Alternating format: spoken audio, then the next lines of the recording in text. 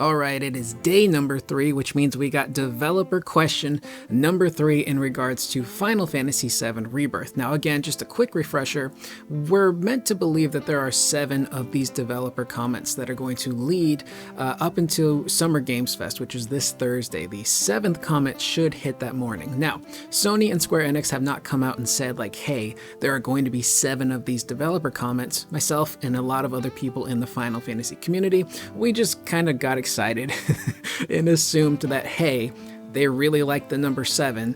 Whenever they do some sort of campaign social media thing, it usually has 7 parts to it. So we just assumed there's going to be 7 of these comments. So just wanted to get that out of the way. But, you know, do a quick hype check. Don't want to be disappointed on Thursday when Summer Games Fest hits. But let's get to today's number 3 question. And this one is featuring the story and scenario writer Nojima, who was also the original story and scenario writer for Final Fantasy VII OG, as well as things like Advent Children and some of the other spin-offs. So this is a guy who knows his way around the world of Final Fantasy VII. His question: what are some of the key things to look forward to in the Final Fantasy VII Rebirth story? Nojima responds, players will witness a chain of narrative developments that lie at the very heart of the Final Fantasy VII story while discovering each character's destiny. Now, that one more than the other ones might seem a little bit straightforward. Maybe there's not a lot to grab from that, but my old noggin started to get a jogging when I read this comment. And I really started to think about how in the past the developers have said, look, there are going to be some different events in this game. There's going to be some events that are the exact same, but the way that they unfold may be a little bit different. So we could have some altered story events going on. The placement of certain locations and the way certain things play out might be backwards. They might be swapped a little bit. We really don't know. But I think they're reinforcing, like, for the most part, the story is going to be what you remember from 7, but they'll be taking liberties here and there where it presents itself. And then talking about discovering each character's destiny. That could be tied to their fate, their character arc, what have you.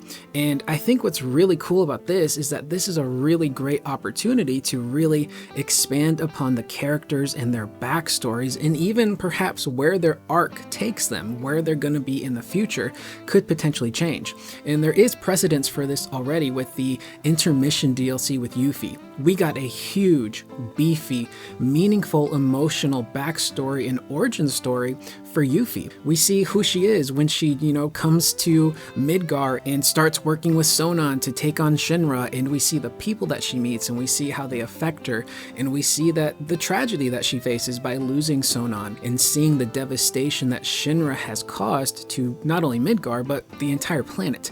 And that essentially sets up her entire character arc going forward. So we now know Yuffie, we know who she is, we know what her motives are, and we know what she's been through. And one character in particular I really hope they focus on a little bit more in Rebirth is actually Barrett. And I know a lot of people are like, well, he's a main character, he kind of already has a backstory, which is true. But I kind of want them to go more in depth with that backstory. So we know that Barrett was good friends with a man named Dyne. They both worked together. They were really good friends. They were from Mount Corel. And then there's all this political stuff that happens with Shinra wanting to bring a reactor to their town. And Barrett, thinking like this could help things out. Maybe it's for the better. And Dyne not necessarily agreeing. And in the original game, we get a flashback of that. Barrett tells us that story, but I think in Rebirth, it would be a really cool opportunity to not just have Barrett tell that story, but allow the players to experience it. So maybe for 30 minutes to an hour out of Rebirth, we get to do that flashback with Barrett,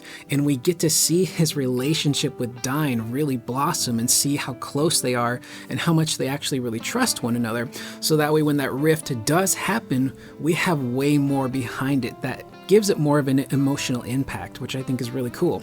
And it's also some really cool possibilities with battle. So Dyne may not be a playable character in these flashbacks, but if he's on the field and we can issue him some commands, Dyne could almost be what Sonon is to Yuffie, that character that we can't control, but we can issue some commands to, and he's mostly going to do his own thing in battle. But I think it'd be so cool to have some really awesome random fights with Barrett and Dyne and some monsters maybe on the tracks leading to Mount Corel and that reactor, or maybe the Shinra soldiers showing up and everything going to hell. And then we see Barrett how he loses his arm.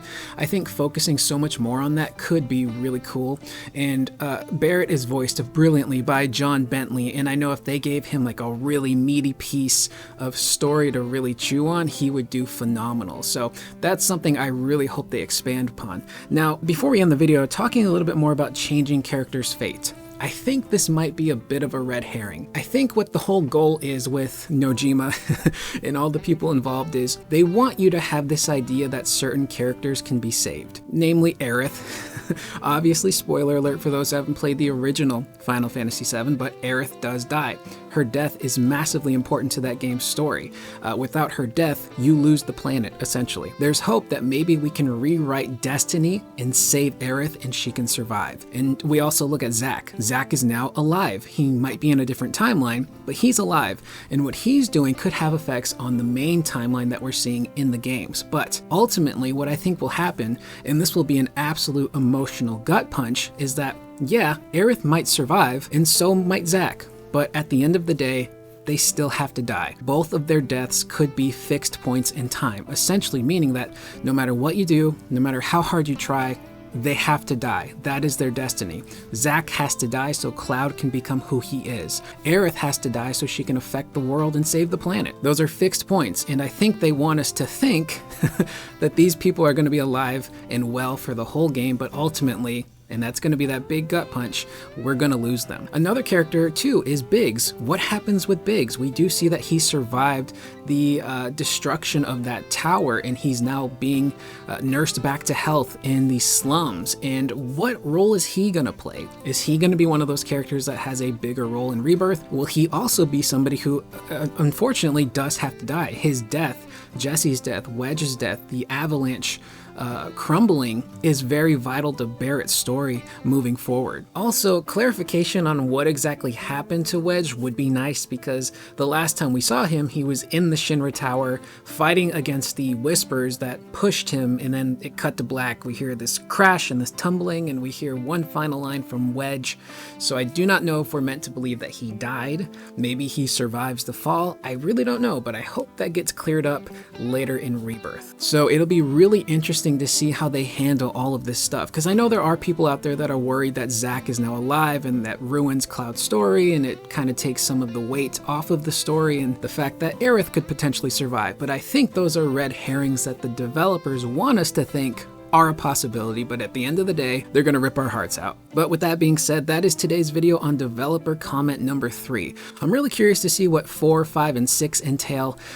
If those are kind of smaller comments, I'm thinking about maybe saving those and putting them into one video for Wednesday, kind of like a final check-in before Summer Games Fest. But I don't know, sometimes I look at these comments and then the gears in my head just start to get rolling and I get excited and then I make a video. So either way, that is the video. I am Curious Corduroy.